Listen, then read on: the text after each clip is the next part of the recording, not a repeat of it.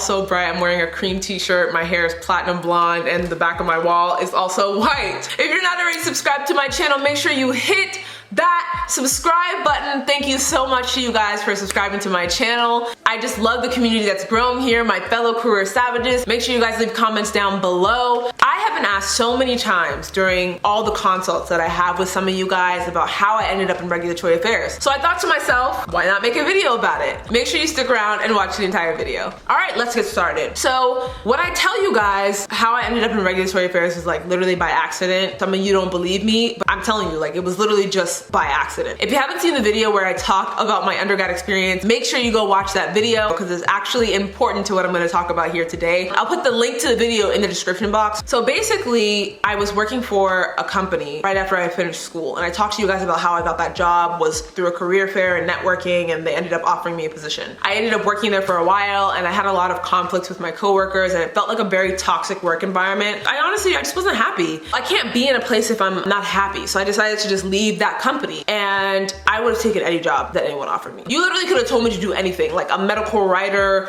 anything in the science world, I would have taken it because I was so miserable at that specific job. I started applying. I uploaded my resume everywhere possible, and if you guys want to know my job search strategy, I have that on my website for $7.50, which is a steal. I'll put the link down in the description as well, and it basically just tells you how to submit your resume to get the job that you want in your industry. But basically, I used that specific strategy to get out of that miserable place that I was in, and I ended up getting contacted by a lot of recruiters. There was one specific recruiter that I connected really well with, and he was talking to me about a new position he had, a huge pharma company. And I thought to myself, oh my God, this could be huge for my career. Like, I don't know what exactly the job is, but I mean, I don't care. It's something that seems interesting enough when I saw the job description, so I was like, why not? I didn't know what regulatory affairs was. When I asked the guy, I was like, what is regulatory affairs? And he was like, oh, you basically just like review documents and work with the FDA. And I thought to myself, whoa, FDA? That's cool. I may as well just take it. It doesn't really matter at this point. I accepted the job. Like, he didn't even have to sell me much. I had to sell myself to him. But I accepted the job and I was like, okay, I'll take it. Why not? I put in my 2 weeks notice and I ended up going to that company and working for them. And what I learned about regulatory affairs is a lot more than just talking to the FDA and document management. I've talked to you guys about what regulatory affairs is and what my actual job is now, but it was so in depth in the clinical trial design process, and I was like, whoa, this seems like something that I feel I could actually do. So I ended up working there for a while, and then like you guys know the rest of the story. If some of my other videos, I talk about like all the other things about pursuing my master's and how